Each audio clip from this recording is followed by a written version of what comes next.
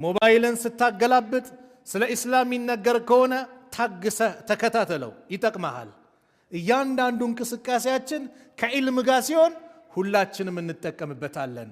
አላህ ነብዩን አለይሂ ሰላቱ ወሰላም እንደው ልትለምነኝ የሚገባ ነገር ቢኖር ብሎ አላህ የጠቀሰው ምን ነገር ብሎ እንዲለምኑት የጠቀሰው ነገር ቢኖር ዕውቀትን ነው።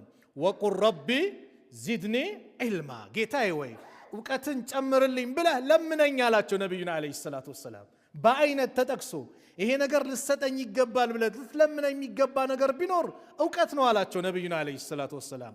ወቁል ረቢ ዚድኒ ዒልማ፣ ጌታዬ ወይ ዕውቀትን ጨምርልኝ ብለህ ለምነኛ። ለዚህ ነው ነብዩ ሰለላሁ ዐለይሂ ወሰለም ዱዓ ያደርጉ ነበር። ኢማም ትርሚዚ በዘገቡት ሌሎችም ታላቁ ሰሃባ አባ ሁረይራ ረዲየላሁ ዐንሁ ባስተላለፉት ሐዲስ ቃል ካነ ረሱሉላህ ሰለላሁ ዐለይሂ ወሰለም የቁል اللهم انفعني بما علمتني وعلمني مما ينفعني وارزقني علما ينفعني وزدني علما الحمد لله على كل حال واعوذ بالله من حال اهل النار. ይሄን ዱዓ ያደርጉ ነበር።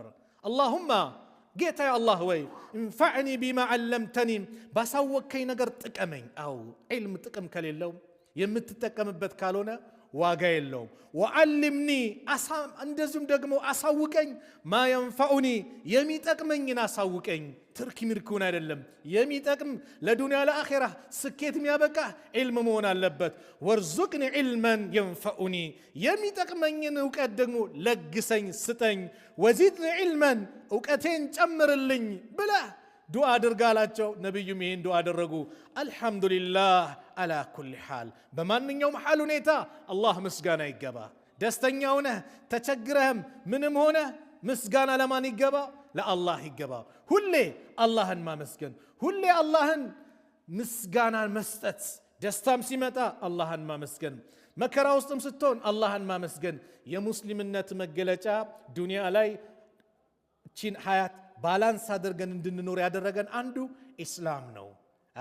ደስታ ሲመጣ አላህን ስታመሰግን፣ እንደዚሁም ደግሞ መከራና ችግሮች ሲፈራረቁ ሶብረኛ ስትሆን ዱንያን ባላንስ አድርገህ መሄድ ትችላለህ። አለዛ ዲንን ያልተረዳ ሰው ሀብት ሲመጣ ሀብትን እንዴት መጠቀም እንዳለበት አያውቅም።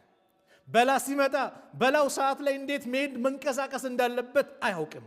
ስለዚህ በዲን አልኢስላም ውስጥ መኖራችን አላህ ኢስላምን ለኛ መስጠቱ መጀመሪያ አልሐምዱሊላህ ብለን አላህን አመስግነን ከዛ በኋላ ኢስላም ላዘዛቸው ነገሮች ደግሞ ራስን ማዘጋጀት ነው።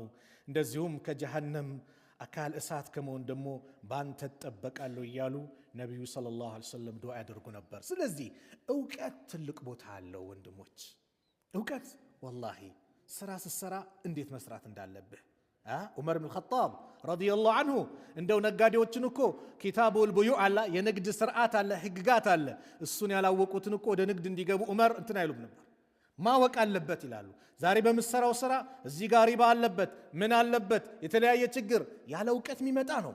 ስለዚህ ሁላችንም ቢያንስ የሆነ ስራ ላይ ስንሰራ ለዛ ስራ እንኳን ዕውቀት ሊኖረን ይገባል። ዒልም መፈለግ እንደ ኢስላም ግዴታ ነው። ጠለቡል ዒልም ዕውቀትን መፈለግ ፈሪደቱን አላ ኩሊ ሙስሊሚን ወሙስሊማ፣ በሴትም ይሁን በወንድ ሙስሊም ግዴታ ነው ብለውናል ነብዩ ሰለላሁ ዐለይሂ ወሰለም። ምናልባት ትላልቅ አጀንዳዎች ለተወሰኑ አካላት ሊተው ይችላል። ፈርዱል ዐይን ፈርዱል ኪፋያ ይባላል። በእያንዳንዱ ሰው ላይ ግዴታ ይሆናል፣ በተወሰኑ ሰዎች ላይ ግዴታ ይሆናል። ስለ አርካነል ኢስላም አርካነል ኢማንን ማወቅ በእያንዳንዳችን ግዴታ ነው። ስለምን ሰግደው ሰላት ማወቅ ግዴታችን እኮ ነው። ዛሬ እኮ ዕውቀት የለንም። የምንሰግደው ሰላት በውስጥ የምንለውን ነገር እኮ አብዛኞቻችን ጠንቀን አናቅም። ሰላትም ያበላሹ ነገሮች የሰላት ቅድመ ሁኔታዎች እነማን ናቸው? አብዛኞቻችን ርቀናቸዋል።